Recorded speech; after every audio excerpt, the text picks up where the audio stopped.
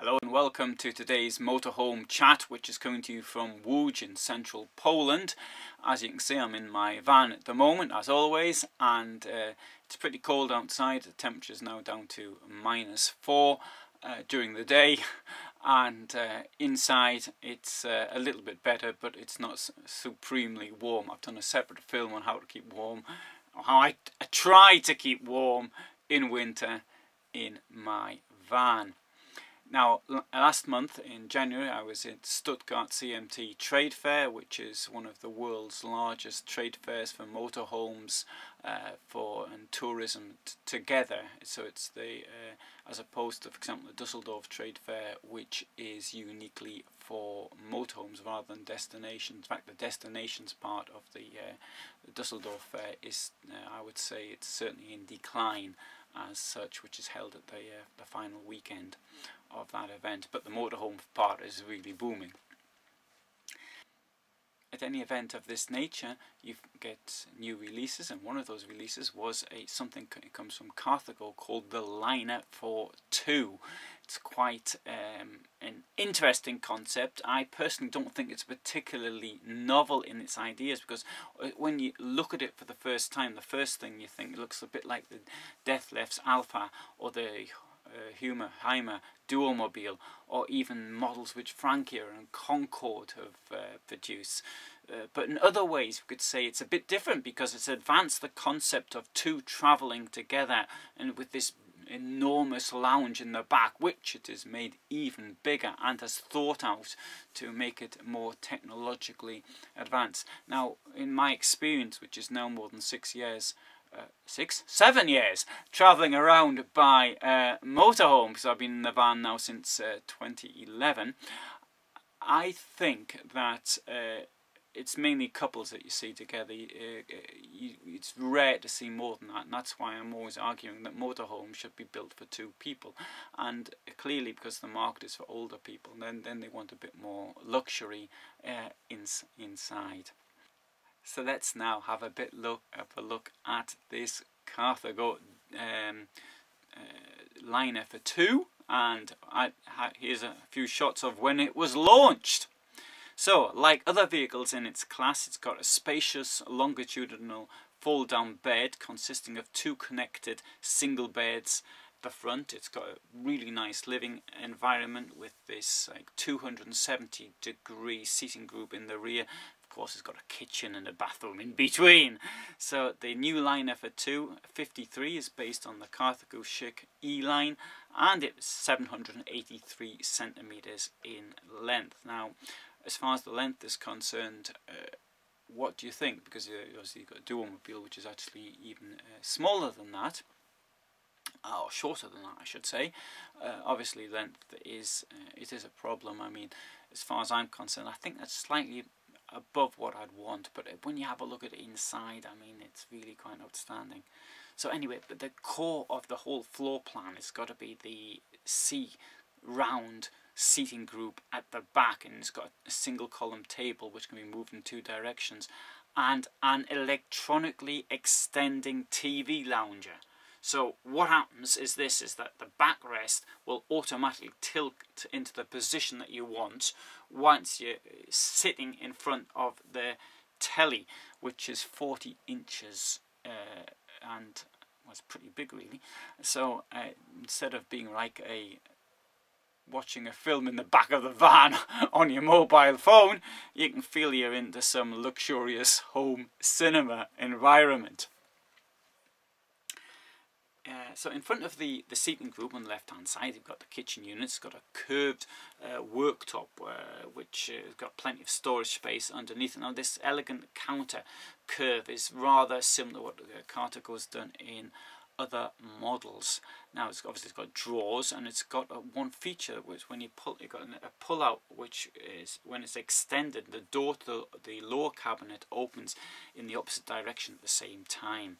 So at the front, the kitchen units merge into a slide-out storage cabinet, which is integrated into the round bathroom wall.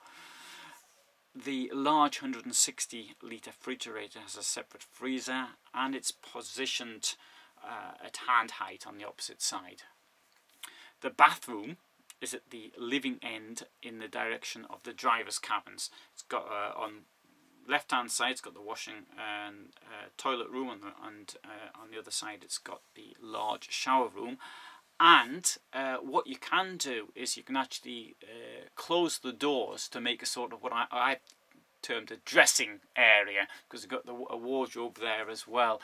Now the idea of dressing area, actually I pinched this word from German, but it's sort of something which gave me the idea of watching films, maybe like Upstairs, Downstairs, or what's that thing called, Downton Abbey, and that type of thing, where the aristocrats have a special place, a special room for dressing themselves, and that is an idea which sort of comes through in these motorhomes. But I mean, in a way though, there's a logic to it, because you do change your clothes more often when you're in the van.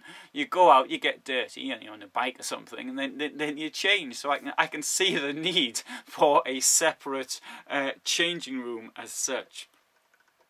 Now, when you've got the bed, what happens is that when you're driving, obviously the bed's in the ceiling, and when you park up for the night, what you do, it comes down electronically. So there are two beds, the single, the joinable, but so one's 200 centimetres, the other one's 195 centimetres. So being for two people who are nearly 2 metres in height, that would do. Though somebody wrote to me the other day, it was even more than 2 metres in height, and asked me what I could suggest, and I don't have any suggestions at present, except he's going to have to make it himself. So there's a hinge in the middle of the beds which fits into the curved roof of the motorhome in the raised position, and this saves space.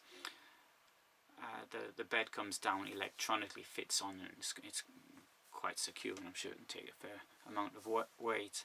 There's a half-height sliding door completely separating the sleeping area from the cockpit, and obviously that also gives a bit more thermal protection. So the sleeping areas are accessed by pull-out steps rather than a ladder, and the underside of the fold-down bed is visually integrated into the living area in a way with a wood effect, and the same style can be seen in the living area. There's stitched artificial leather panelling and indirect lighting throughout. There's also a clothing cabinet beneath the bed.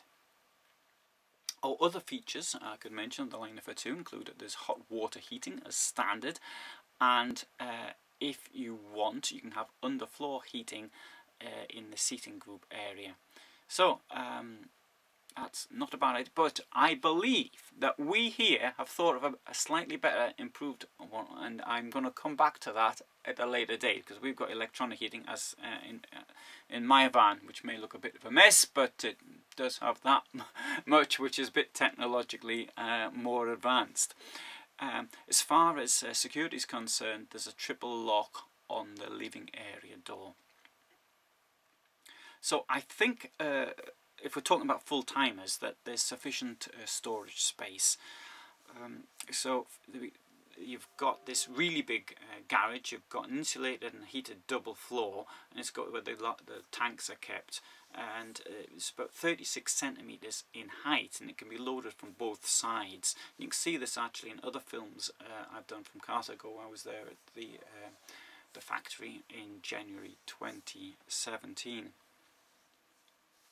So you can stick large crates of drink or anything else you want in the storage compartment without any problem. There's also a large bilge cellar in the double floor in the entrance area, which is also accessible from the outside through a floor hatch. Or for those who've still got changing gas bottles, you can actually do that relatively easy. There's a low area on the outside of the van. Of course, as always, I suggest that people get a rechargeable solution, because obviously you get to a certain age, you don't want to be manipulating heavy gas canisters around. Something about the garage I want to say is that there's two large doors at either side, and you can get bicycles with a handlebar height of up to 115 centimeters in, despite the seating group, and which is something which has been a problem in similar vehicles, I think, in the past. So that is really something which has to be commended to Carthago. Right, so the motorhome's got a GFK rear. It's made fully insulated sandwich. It's based on the Ducato on an Alco low frame, and it has a permitted vehicle weight of 4.5 tons, and you can put it to 4.8 tons should you think you're going to be carrying some heavy stuff around with you. Right, so in the bad news, I've kept the bad news until the end. It's €127,250, and that's just the starting price.